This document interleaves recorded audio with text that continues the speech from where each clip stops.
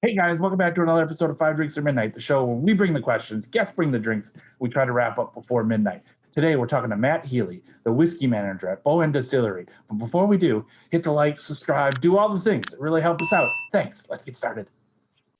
Matt Healy, thank you so much for joining us. Five Drinks or Midnight, five drinks, five questions, midnight, whatever comes first. I'm gonna hope I don't screw this up, but cue it? Diagwit. Diagwit, yes. There you go. Diasmergwit. Yeah. I say it's a complicated language. Don't worry. Yeah. And then I'd like to do this interview in Osquailga, but I can't. So don't worry. Hardly half of us can do it Osquailga anyway. So you're all good. Thanks for having me on the show, Tim. Thank you. Really excited. Thank you so much for joining us. We're really, really excited. What are we drinking first? We are trying the Whistler Double Oaked first. So this is what the whole Whistler range, or the family of the Whistlers, what we're going to be talking about this evening. This is the beginning of the Whistler trilogy, which is our I suppose the entry to the Whistler range. I've pre-poured my Tashkon here into a lovely branded glass. Excellent. I don't know if we can see the Whiskey Wednesdays logo there. There we go. I'll do the same here. So just. So I suppose I tell you a little bit as we're going along. What do you want to start with first? What's in the glass, or where the brand came from? Because I suppose there's loads of information to go there. Wherever you want to go. I mean, I think for a lot of people in the States, not many people have heard of the brand. So if you want to give us a quick rundown, and then then talk about the whiskey, what we're drinking. But while we do that, hang on, we're going to cheers first, because I can't listen to you talk and not drink this. Absolutely. Let's launch it.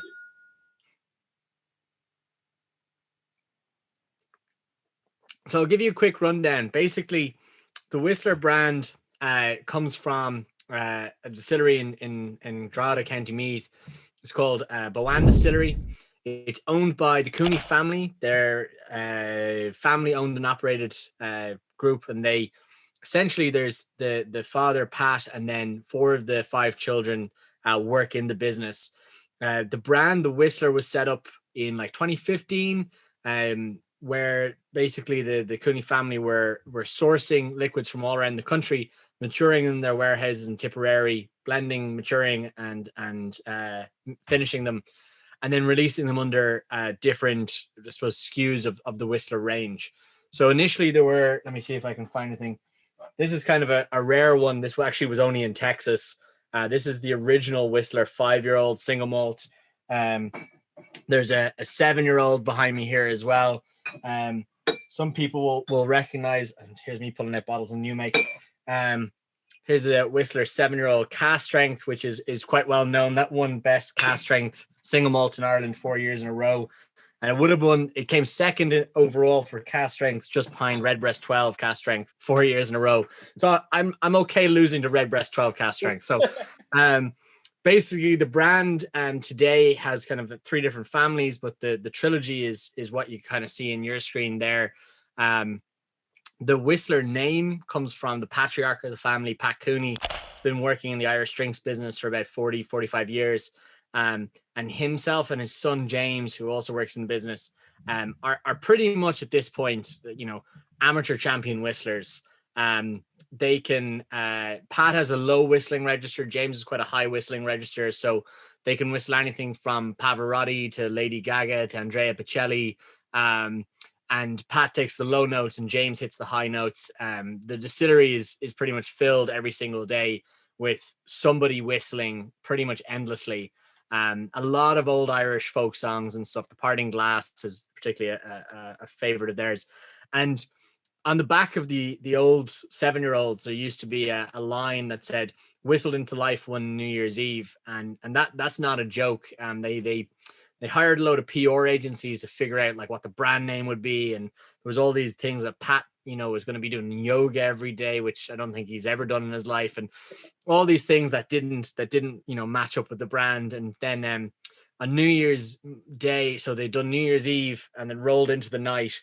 The family were outside whistling, and they were, had a few hash guns in hand, and they said James claims it, but they all dispute it.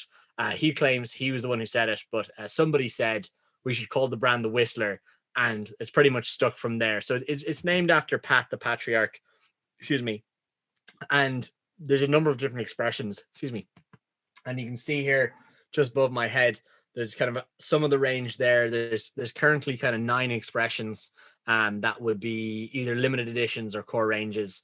And that's kind of the idea. It's a combination of different sourced whiskies from around Ireland that we have always had some impact on. Some of the, like a lot of the grain we buy new make and age up. The malts we'll buy young ages and mature, or we'll buy older malts and we'll finish, or we'll do the blending.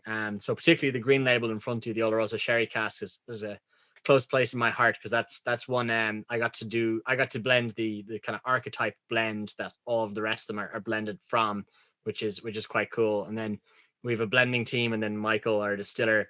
So there's kind of a fun team to work on the whiskeys with there, and there's a lot of innovation in the warehouses. So it's kind of quick download of the brand as a whole. But I know you have 5 questions. I'm just kind of speaking, so you can. No. And again, first time tasting this. This is really fucking good. So I'm like this. I really like this. This is good. Yeah. So, let me tell you about the product, because this is what the label looks like, and it's designed to be kind of infographic.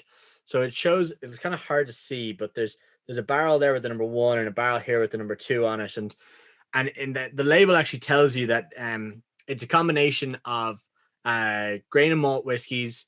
It's 20% malt. It's 80% grain, so it's a decently high malt content for a blended whiskey, especially in this kind of price point as well. It's called the double oaked because all of the malt is sherry matured and all of the grain is bourbon matured, and they're essentially vatted together for marrying at the end. It's 80 proof, 40% alcohol. And yeah, it's great. It's a good sipper. I mean, there's a lot of the one thing jumps out of the glass for me in this is the honey. Like there's almost like someone's poured like actual honey into the glass, which is quite. And funnily enough, I have to make sure I'm not drinking this bottle behind my head here or in your screen actually has honey in it. So not confusing my drops, but yeah, there's a little nuttiness, sweetness, again, that familiar grain sweetness from the bourbon cask as well. We have I won't say where the grain comes from. There's not many places in the south of Ireland that there's a hint there where the grain can come from, but it's a really good quality grain that we purchased new make, and there's a lot of fun stories that go along with making these as well. There's a good few iterations we went through to get this blend correct, but we have a lot of fun with it, and it seems to be to at least some of the American palate, because we're now in, I think, 28 states since January 1st in 2020. So we've definitely ramped up quite well, which is quite nice. That's awesome. And again, I totally get the honey, like that, the crispness of it, like the honey on that is just really nice. It's so, which I'm kind of curious based off of then trying the actual honey. So, but. Oh, it's so good. All right. Well, then on to question 1, which is kind of our one staple question we ask almost everybody, but it's our origin question, which is, how'd you get started in the whiskey business? I got started in the whiskey business by lying on a CV. That's how I got started in the whiskey business. Till you make it. Yeah, exactly. Kind of the turn of 2014. I decided to move to Canada. And I moved to Vancouver, British Columbia, and all I knew was I wanted to work in an Irish bar. I worked in bars in Ireland, but kind of generic local bars, nothing fancy. I knew I wanted to work in an Irish bar because it would be tips. And I applied to an Irish bar before I landed, and the day before I left, the day I was leaving, I got an email from the owner and it said, "Hey, do you actually want to attach your CV to this or your resume to this one? You completely forgot the last time." And I was like, fuck, I was like, I'm not even going to bother. Like, this guy's not going to hire me now. And I sent it and he called me in for an interview, and I sat down, and it was 2 things. It was a gastro pub up front, and there was a whiskey shebeen down the back, was cocktails and whiskeys. And your mom was like, "Oh, you're Irish. Like, do you know much about whiskey?" And I was like, Yeah, loads, absolutely loads. Knew nothing. Like, I didn't drink whiskey at the time. I didn't like have a clue. And he said, well, we've got two positions. We've got a bartender up front, kind of just general, gastropub bartending, or down here. And I was like, I'm going to work in this whiskey bar. That sounds like I'm going to make way more money doing that. He was like, cool. You got a Saturday shift. You've got our whiskey expert. If he says you're good, go for it. And there were 280 single malt and bourbons on the wall. There was 3 bottles of Irish, and then like I was looking at things going like, what the fuck's an Islay? And the hell's Campbelltown? And I was like, I'm like, oh, okay. And they're like, that's Isla, Matt. I was like, all right, cool. Yeah. So anyway, it was horrendous first shift with this fantastic just whiskey enthusiast. Never mind what his job was. The guy had just such an amazing passion for whiskey. His name's Randy Gaudreau. And he lives in Canada now, and obviously he's Canadian, but he was the one who instilled it on me. He actually he sat me down and it was like end of my shift, and he was like, you obviously know nothing about whiskey. And I was like, yeah, like packing up my stuff, like I'm not passing this. And he's like, look, you pull a good pint of Guinness, you talk a lot of shit to the customers. If you want to learn, I'll teach you. And I was like, yes. So he sat me down on my days off in a different whiskey bar across town with our menu and their menu, and he got them to pour me quarter pours, because you can't pour more than two standard measures per half hour in British Columbia. So I'd say quarter pours, and it had to be on both menus. And he said to me, every $100 you invest in learning about whiskey, you'll get $400 back in tips. And as a student of economics, that made so much sense to me. I was like, hell yeah. And that's where it sparked it. Lived in Canada for about almost the guts of a year doing that. Fell in love with it. I came from an economics background, and everything's talking about supercomputers and super highways, and whiskey is 3 ingredients. It's grains, yeast, water, plus time, plus barrel. Like, no matter how much nanotechnology you have, no matter how many supercomputers you have, you can't cheat it. You know what I mean? And that's what that's what I fell in love with. Came home, I had a PhD lined up to do in economics, cancelled that, went off, did a business master's to try to get, because I called up like a friend in Irish distillers, and I'm like, yo, does a PhD in economics get me anywhere? They were like, no. Like, you want to be in forecasting? I was like, no, I don't want to do that. So yeah, I did that, and then I got involved in the likes of the Irish Whiskey Society, started writing about whiskey. I remember distinctly the day I said, who the fuck would want to read about whiskey on a blog? And that was 6 years ago now, it's actually 7 years ago, writing the same blog. Then finished my master's and got in between, I ended up working for Irish Distillers for a little while. And then I got a phone call, and they said, hey, you want to come for an interview for Tullamore Dew in the States? And I was like, hell yeah. And I went into the interview. They said, we got a position in Pennsylvania if you want to be a brand ambassador. It wasn't that quick. We did the interview, and then they called me afterwards. They said, you have 24 hours. I'm like, yeah, no, I decided now. None 24 hours, I'm going. And they said, well, they went, okay, you're the new brand ambassador for Pennsylvania. Do you have any questions? And I was like, yes, one question. And they were like, what's that? I was like, where the fuck is Pennsylvania?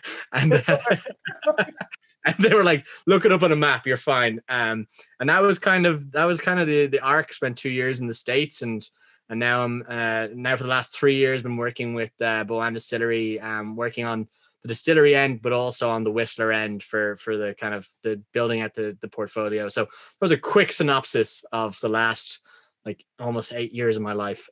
Oh, but I think that's an awesome origin story. I mean, again, make it till you make it. You made it, and then where's Pennsylvania, and then back into Ireland, and exactly. And again, economics gets you nowhere. So again, I think it's well, I say the one thing is that I wouldn't be here today if it wasn't for that guy Randy in Canada. Like, it was him, that one guy, being so passionate and being like, this is the coolest fucking thing in the world. You got to get into this. You got to learn about it. I remember him giving me Bunnahabhain, like, or Abelauer, and then moving on to like Alberta Premium, and just going through all the wild flavor variations and grains and barrels and ages and everything. And if there wasn't that one guy, I wouldn't even have a clue. I wouldn't have one of these bottles on my shelf. I wouldn't know who you are. I wouldn't know what the hell pot still is, So yeah, it's very much the fault of that, or the the praise of that one guy. Well, yeah, I think that's a freaking awesome origin story. So, I mean, that's question one. Super easy, not difficult at all, and you had to sneak a second pour, so it's wonderful. Yeah, I mean, I'm the great thing about the Whistler Double Oaked is it's not fussy, but it's full of flavor. It's got that little bit of the sherry. It's got your nuttiness. You can go in however you want to drink it. You want to drink a pickleback, go for it. You want to drink it neat, by all means. You want to put the bottle in the freezer, go nuts. Like, and that's what I say. People always ask me, like, especially in the States, people always want to know, like, what's the best way to drink your whiskey? And I always say, as long as you pay for it, you can fucking pour it down the sink. I really don't care. Like, you drink it whatever way you like. And the States corrupted me. I'd never bastardized a glass of whiskey with a piece of ice before I went to the States. And then the States showed me how wonderful ice and whiskey is. If you just wanted to sit, like, if I want to be nice and do tasting notes, whatever, I'm grabbing a 2 glasses, sticking the nose in, I'm getting all the flavors. If I'm sitting down on the couch, hell yeah, I'm getting a tumbler, throwing some ice cubes in. Fucking love it. So enjoy it whatever way you want, really, That's blasphemy for an Irish guy to be like, oh, I love ice in my whiskey. Exactly. Hey, best of both worlds. All right, so we move on to drink two. Yeah, so drink two, or is it behind me here? So the trilogy is, if you see on your screen, is 3 screw caps up there with kind of neck shields. There you go. These is the trilogy. So it's the double oaked, it's the honey, and then the Irish cream liqueur here. So these 3 kind of sit together, and they're denoted. They have a different label. If you see above me, these guys here have kind of a long label with a footer note, and then you can see the cork with a watch strap label. Then beside it is the same idea, but then with a shroud, and then these guys are the screw caps. There's 3 distinct families there. It's subtle, but it's intentional. The honey is the kind of second part of the trilogy range. Now this is cool because in our company we have our master distiller, master blender, and then Marie, the mother of the family, the former marketing manager. She is the family apiarist, so she's the beekeeper. So Coonies are actually the second largest cider producers in Ireland, or hard cider producers in Ireland. They have about 40,000 apple trees and something mad like 3.5 million bees. So we actually at one point almost created our own honey brand, and instead we said, why don't we put honey into the whiskey? So this is an Irish honey whiskey. It is 33% alcohol, which is 66 proof. And this is actually, doesn't say it on the label, but this is actually kind of a combination of the double oaked and the Oloroso sherry cask finish. Because we went and tasted pretty much every Irish honey and a few of the American honeys in the market, and we found they were either really sugary sweet with the honey or boozy, and we wanted something in the middle. And our master blender Don didn't tell us, but he was putting Oloroso sherry cask to bridge that gap in there, and he wanted us to love it first and then tell us how much it cost to make it, because we just walked to the warehouse. There was like 6 barrels of our Oloroso sherry cask just not where it was supposed to be, and he was like, don't worry about it, I'll tell you about that later. But we do a little cheers, will we? Yeah, please. Hang on, let me just go ahead and That's all right. pour. Look at you with your fancy glass. Yeah. Come to find out that I would make a terrible, terrible barman because one, I have a heavy hand and I'm really, really slow. So again, I pour a nice pour. So, but there you go. Cheers. Launch it.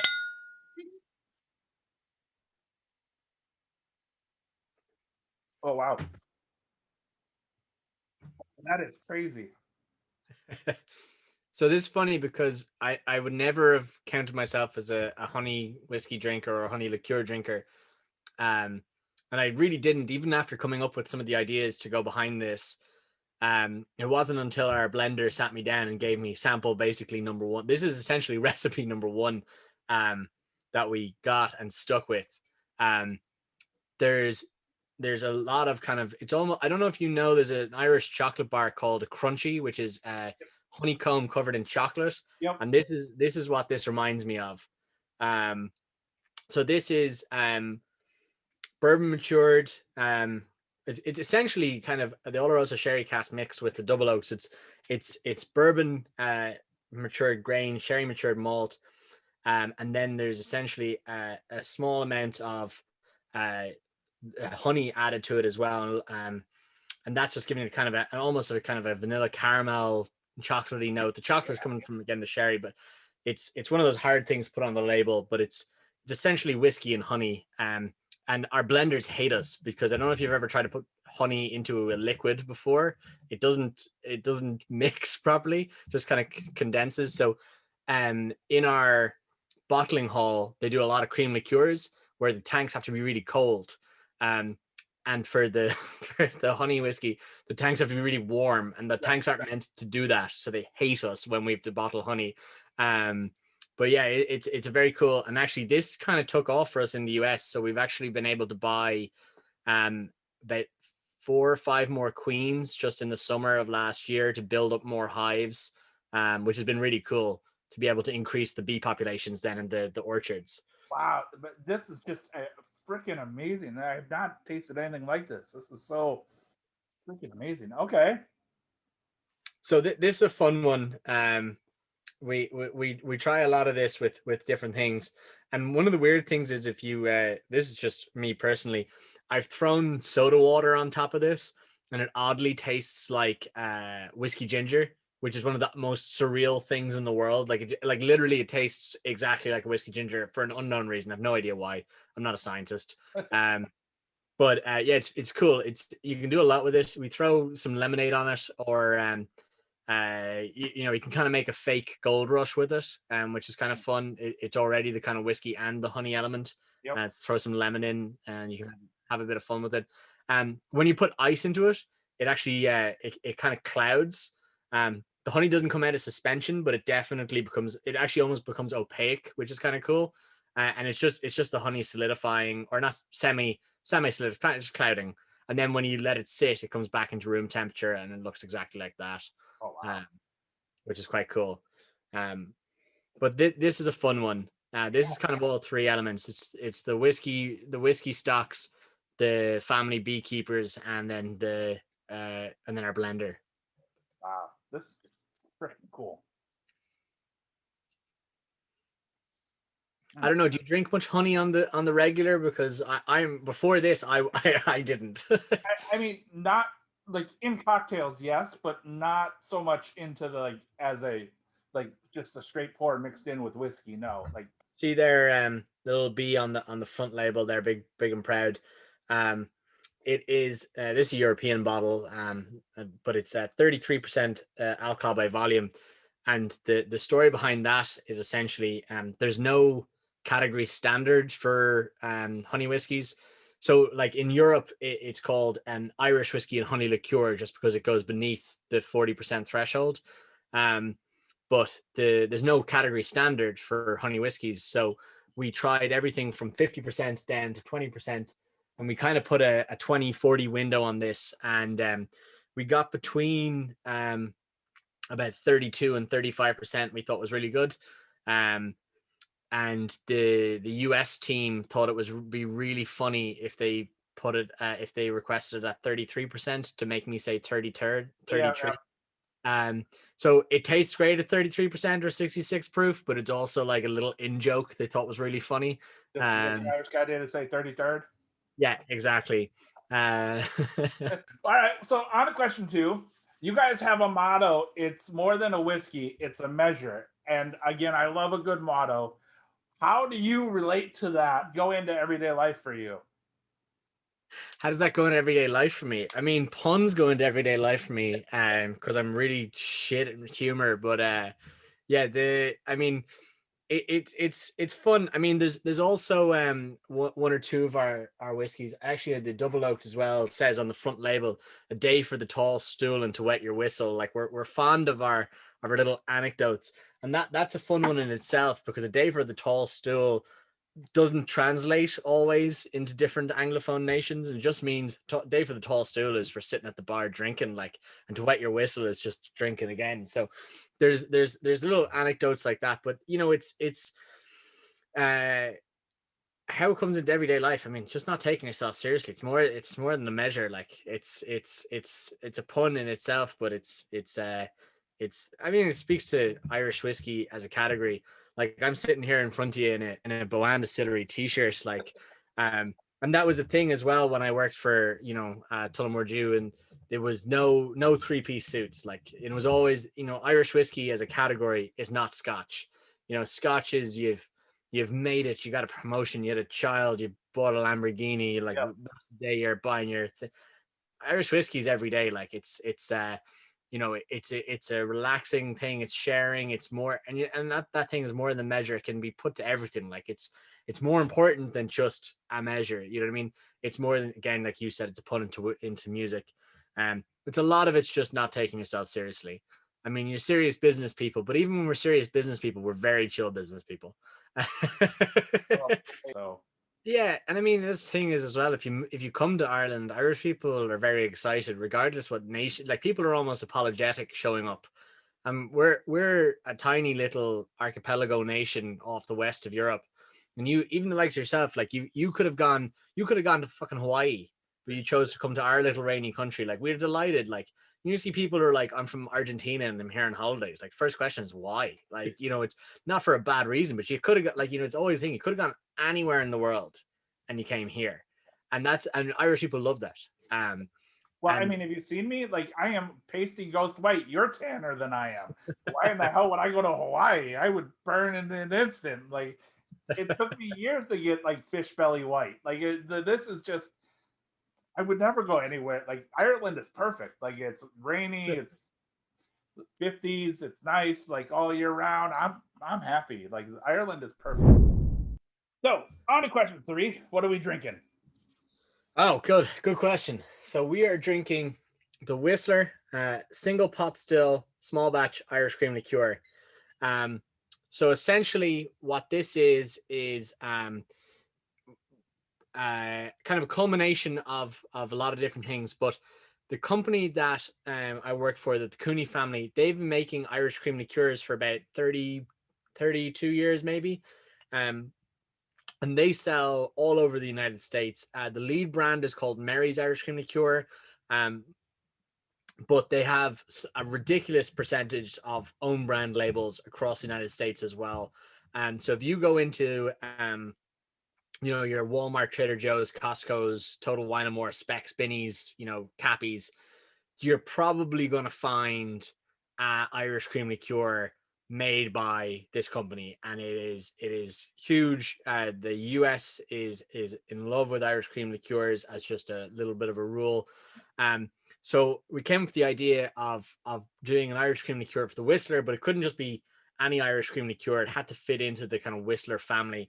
So I mentioned there a second ago, single pot still Irish cream liqueur. So this is the first and only Irish cream liqueur in the world to use single pot still whiskey as the basis of the cream. So Irish cream liqueur has to have Irish whiskey in it, and that's what the basis is here. We also the legal limit of Irish cream liqueur is 15% alcohol, 30 proof. Mary's is 17% alcohol. We and also 20 is the physical limit. You can really push a cream liqueur before the alcohol and the cream dehomogenize, because if people know this but don't think about it, alcohol and cream don't want to mix together, and the alcohol does a really weird thing. It actually pulls the water out of the cream. So it's not just that they level out, it's you get like alcohol, water, and then like lactoprotein on its own, which is really just not a nice thing. So the homogenization and doing that correctly is really important.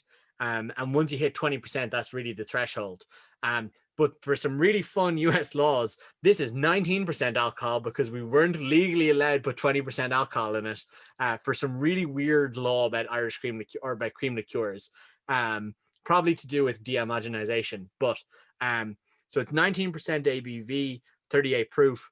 And it also, we increased the cream content by about 10% from where we were with Mary's. So this has one of the highest cream contents. It does have one of the highest alcohol contents for an Irish cream liqueur, and it's the only one with single pot still as the base whiskey in the product as well. You've got a little tumbler with you there. I believe. I just poured mine off screen. I'm a sucker. I don't drink all that much cream liqueur, or I didn't drink before I joined this business, and I'm reminded of how absolutely delicious this is. So please pour away, and we'll do it. Excellent. Go ahead and fill her up, I guess, right? Exactly. Cheers. Launch it. This is fun because usually a lot of the booze flavors are lost by cream. Oh, that's good. And this is kind of almost that like chocolate cocoa, the kind of very familiar Irish cream liqueur flavors up front, with more of a creamy mouthfeel. But then the whiskey kind of kicks you right up the back of the palate, which is nice. You definitely don't lose any of that spirit. You totally get that cocoa and the cream. It's really, really nice. This is the one though as well that like people forget. It is dairy in the bottle. It's completely shelf stable. There is a reason that the bottles are black. It's just to keep the sunlight away from it. And then you can keep it chilled. You can drink it fucking warm if you want. It's shelf stable. You can do it whatever way you want. A couple of cubes of ice is how I like it. Put the bottle in the fridge or the freezer, and you're laughing. And then it's got a 2-year shelf life, but like once you open it, you'd want to keep it in a fridge just to keep it fresh. Because again, people forget all the time, cream liqueurs are literally dairy. Yep. Like you wouldn't keep normal dairy just like on the shelf. That's the one thing I say, but absolutely delicious, and particularly like chilled and cool and really tasty. Oh, it's amazing. That's so good. I personally will never claim any health benefits to drinking ever, but it is a lot of fun, and I think that's one of the things you should take away from the Whistler is that like it's a lot of fun. I can't claim you're going to come out looking younger, but you'll definitely have a good time. And that's the family there. So you've got the double oaked, you've got the pot still Irish cream liqueur, and then up behind me we have the honey, and those three kind of sit together as a family. And they're usually in every state they're price lined to a degree. And I say and price line, sorry, is just kind of business or jargon. It just means that they all sit at the same price point. Yep. The only time where that differs if certain states have different laws or duties will skew one way or the other, and that's just an unfortunate thing. But they're all meant to sit kind of in the same kind of price point, and be, they're tasty and well made, but also affordable. So a lot of fun to work with. So what is your next question, my friend? Question number 3, we kind of talked a little bit about it. Like if you make it in the world, like Scotch was kind of that thing, but as we start to see there's the resurgence of Irish whiskey kind of coming into its own and really kind of making its way into finally that premium aspect of things. How do you think Whistler, like, not looking for a scoop, but how do you think like Whistler fits into that, and what's next for Whistler? I mean, it's a good point. Irish whiskey's kind of held a particular shelf space for a very long time, and that's not a bad thing. That's what saved literally the entire industry. Like we're almost at a point of having no distilleries in Ireland, and now we're at, I think, 36 at this point. I'm never quite sure on the number; it changes daily. But yeah, so where's the Whistler fit in that? And a little bit in different places, like. As I was showing you there earlier, we have kind of 3 separate families, and they play in different places, and they're designed to look and play in different places. So this is the PX I Love You, which is one of our PX finished single malts. And this is, we just did the double oak there. And this is designed to look intrinsically different to this guy, but be the same family. And we play in different price points because we have different premium levels of spirits. Different retailers want different things. Different states can sell different things. But I mean, the Whistler is kind of built around the core tenets of being really good booze at decent prices, and then being innovative in the background as well. So one of the things we never want someone to say about the Whistler is either it's shite or it's price gouging. And because prices in particular in Irish whiskey and other whiskey in categories as well can be ridiculously high for seemingly no reason, that just someone just decided it. Um, and that's definitely something that we don't ever said about our products, nor that they're bad quality. So a lot of work goes in between Michael, our head distiller, Peter Cooney, one of the family members, and myself to ensure that the Whistler, everything we put out, we actually do a lot of kind of hand blending of batches that go out as well. And we take feedback as well as it comes, usually good feedback. But when something is said otherwise, and there's three of us involved, so we work very diligently to ensure that what we're doing is received well around the world. But then we've a whole other element, which is the innovation side. Irish whiskey is one of the few industries that can be matured in non-oak casks. So at the moment we have, I said earlier, about 30 different cask types in the warehouse, but we have mulberry, wild cherry, and I don't know how I've forgotten this. I bought these casks myself.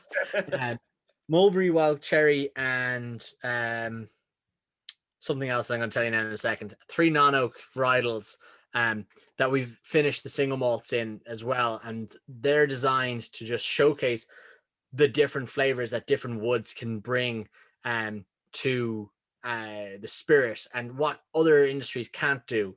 And then in the distillery itself, which again is Boann Distillery, like we're just basically gave over the entire distillery for the month of December to a historian and author, Fionnán O'Connor, who wrote a Glass Apart, which is kind of the entire encapsulated history of single pot still in Ireland. And he's very, very well recognized for that. And he's writing a PhD at the moment. So he's been recording Irish whiskey mash bills from the last 200 years. And if you look at the last 200 years of Irish whiskey mash bills, we're more akin to bourbon than we would be to single malt Scotch. The primary grain in single pot still distilling was essentially unmalted barley, and then the second grain was oats. And usually ahead of malted barley.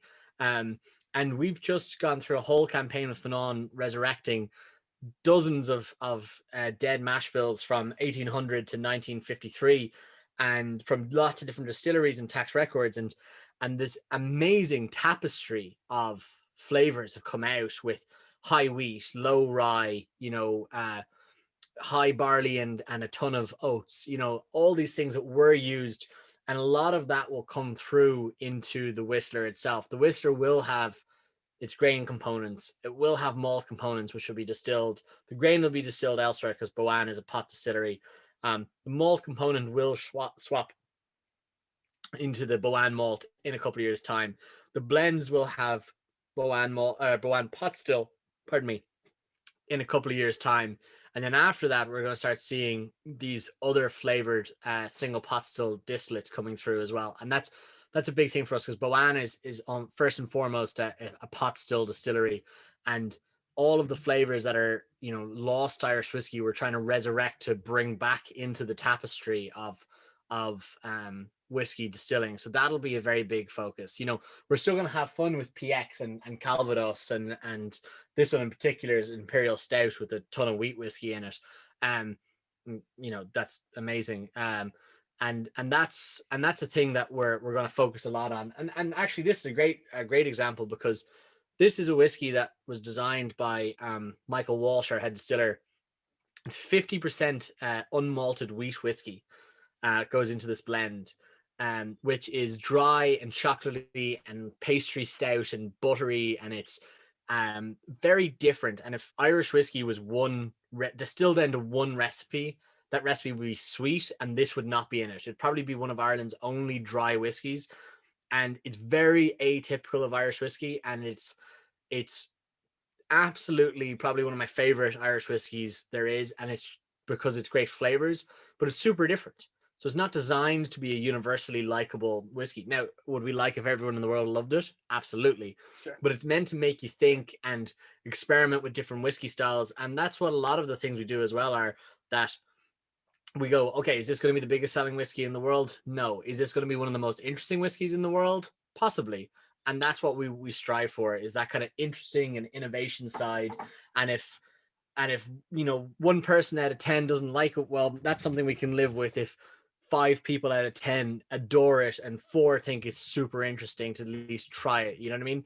And that's a lot of what we're trying to do. We're not playing it safe and cautious. We're definitely pushing the envelope on different, and seeing what the kind of world out there can taste like, if that makes sense. No, totally. That's awesome. Do you think that like Irish whiskey will finally start getting the like a lot more of the recognition, especially here in the States, of that it's just more than just a shooter whiskey, or like even you mentioned like pickle juice? I think we will. And it's very much a category exercise. um where I see the big gains is in, well, you've got your super premium, which in the US isn't hard, because the super premium category starts at like $29 or something a bottle. It's a very low threshold category. But that's had something like 3,000% growth since like 2008.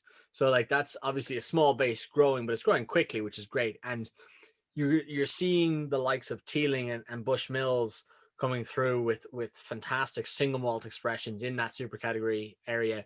But the real heavy lifters, Irish distillers with Redbreasts, and Powers and Green Spot, like they're laying the groundwork. They're doing a monstrous lion's share of the work, but Redbreast in particular is laying the groundwork for that premium Irish style pot still, which I think is going to be that niche, what bourbon is to American whiskey, going forward. Because yes, we can make single malt, and we can make it as good, if not better, than the Scots. But the Scots don't make and can't legally make pot still.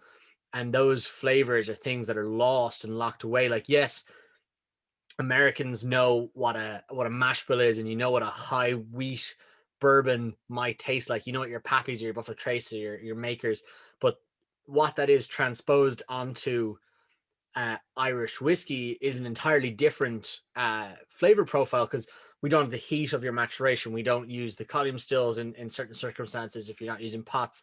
A lot of the time American distillers, in some cases, distill on the grain, where we distill off the grain. There's, we're looking at triple distillation against once and twice distilled, and there's so many variances.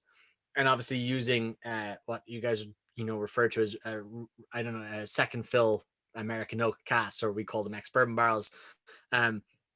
Tons of variations, but those flavors are just going to turn the key and unlock a flavor tapestry that, even if we gave Buffalo Trace same mash bill, and we distilled one in Ireland and one in Boann and one in Buffalo Trace, or we go anywhere in the Kentucky bourbon trade, we'll go to Versailles and start distilling down there, it will not taste in any way the same. And that's the kind of the flavor exploration that I'm looking forward to. And like oats, we've done so much work with oats in the last while, and that was like the second grain of Irish whiskey, and the flavors that come out of oats when distilled, fit well, without gumming up and gluing the whole system together, just wonderful. And they do things you wouldn't even think about.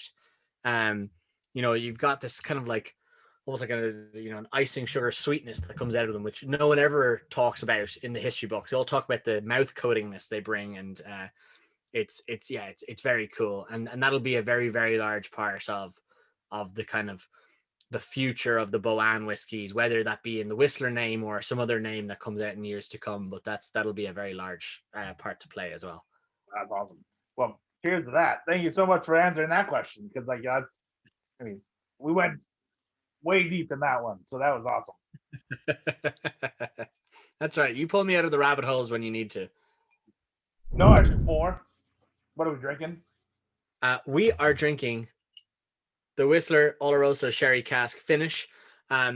This is the core range expression of what we call the Cask Finish series. So this is the core range. You'll find it all year round in, well, at this point, I think it's about 15 states. It's rolling in behind the trilogy.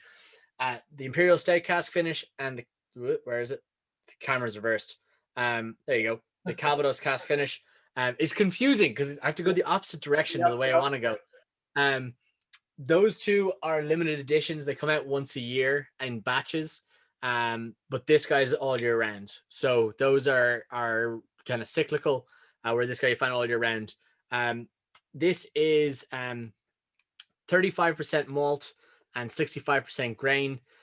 Both bourbon matured for 4 years and then finished for a year in Oloroso sherry casks. So I'll have a little sip. Not a twisty. No, exactly. It is, as I said, we differentiate the ranges here with the shroud, and then also now we have the kind of musically decaled cork as well, Nice. which is cool. All right. Slow and chip. Our next question comes from a fan favorite. Our mutual friend Rosie told me to ask you this question. Drinking out of her glasses. So yep. She wants to know how many times you've been ID'd at your own tasting. So this is either something she's come up with because I look 16, or I also have used this as a joke on a number of occasions because this has happened. Yeah, the the first time it happened was a it was the day before St. Patrick's Day on my first year in the States, and I was in North Pennsylvania, up by the New York border, in a place called Yardley, Pennsylvania, and it was like the middle of the day, and I was going in to do a whiskey tasting, and just out of nowhere, this guy was like, yo, no. He was like, ID. And I was like, and I'm like holding like a bag of booze, and I'm like, no, but like there's a whiskey tasting. And he's like, yeah, I know. So ID. And I'm like, no, I'm the whiskey taster. Like and he's like, yeah, great. I'm the Queen of Sheba, ID. And I was like, get out my ID and show him my state ID. And he's like, oh yeah, you can go in. And then when I got up to talk, he was like, oh shit, you are the whiskey taster. So that has happened at least 4 times, which I attest to my baby face, which is, at least when I look 40, I'll still look 21. So there you go. That's what I'm told, at least.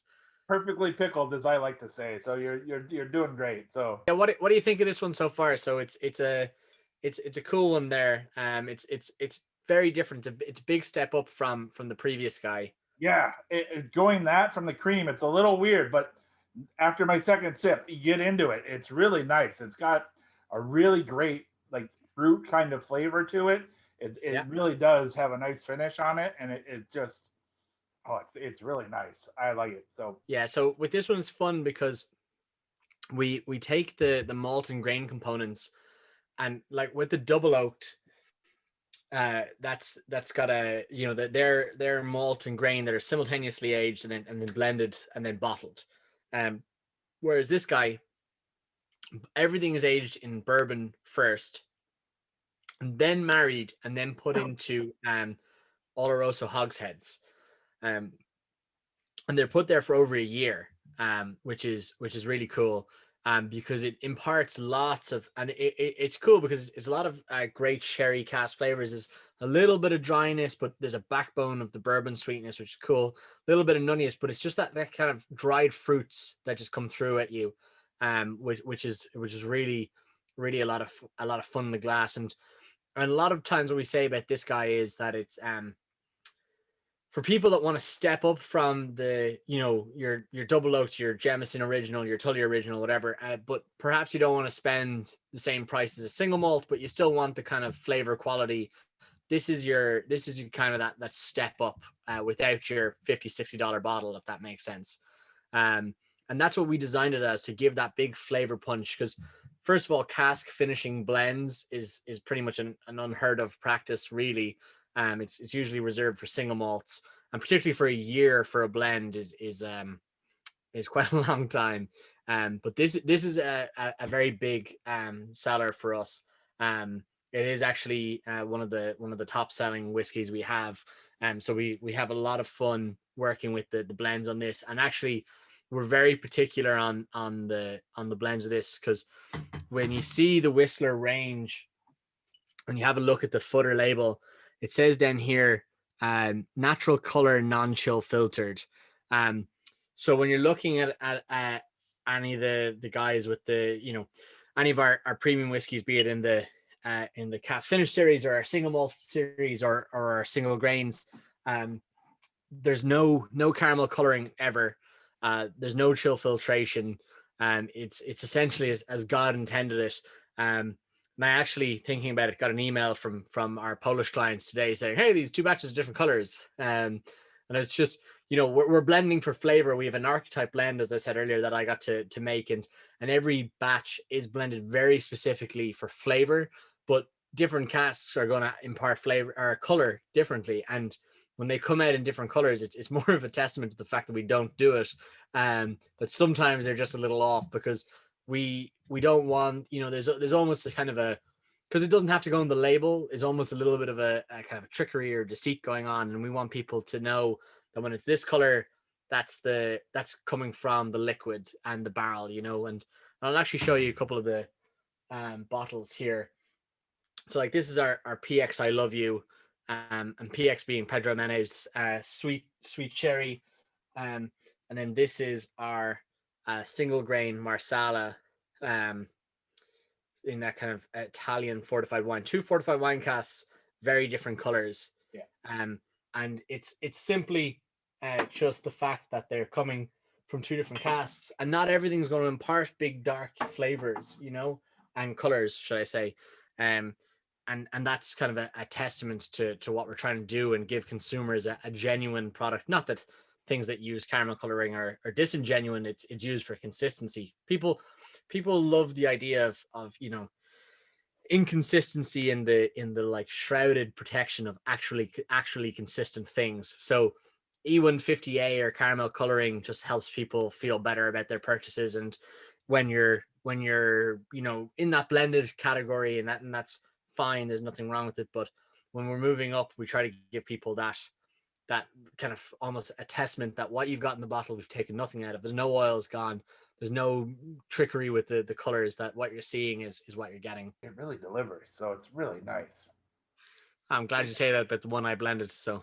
Well, that's what I was going to say, and it's yours. So again, I'm not saying it because you're on the show, but I mean, this is just really, really nice.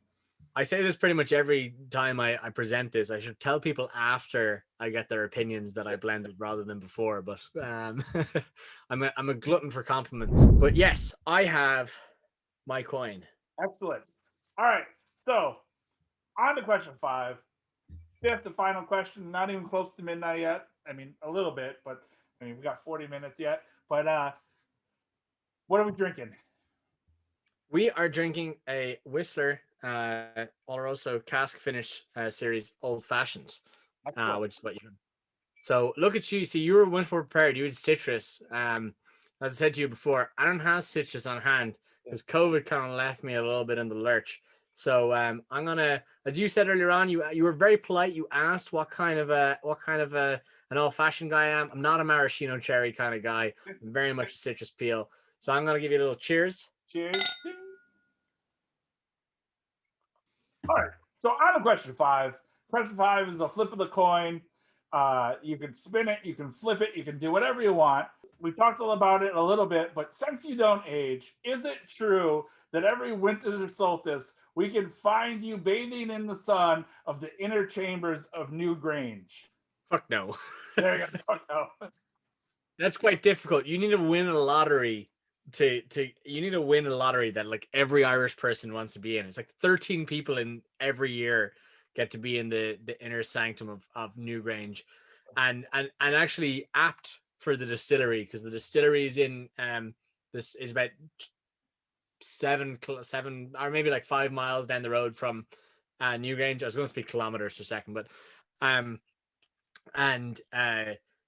the first last year 2019 was the first year the distillery laid down casks, and the first casks from the first distillation were laid down on the winter solstice in 21st of December 2019, and then this year we laid down one of our really special in-house vintage mash bills on the winter solstice 2020, and then we also drew from our first casks, and that was like just even the color uptake in the pot still in the first year was pretty phenomenal. But the winter solstice is a really important date in the Boyne Valley where we're located, and every year we're going to do something fun, wild, kooky, or wonderful on the kind of, and the solstice changes kind of between the 20th and 22nd of December every year, but it's in around that date, that kind of 3-day date. But we're going to do something fun every year on around that date.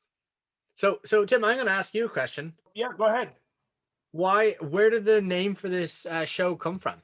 So when I started Whiskey Wednesdays, it was 3 friends. We would get together on Wednesdays, and we had a rule that it was 5 drinks or midnight, because otherwise Thursday was going to be shit. So we would go to a bar here in New York called Little Branch. Whatever came first, we'd either have 5 drinks at Little Branch, or we would have or midnight, and we'd then piss off. But yeah, Matt, thank you so much for joining us. 5 drinks down, 5 questions, so close to midnight. We're at 10:35, but like came so close. Thank you again for joining us. I can't wait till we can actually drink in person. Cheers to you, my friend. Thank you so much for joining us. Stay safe, Tim.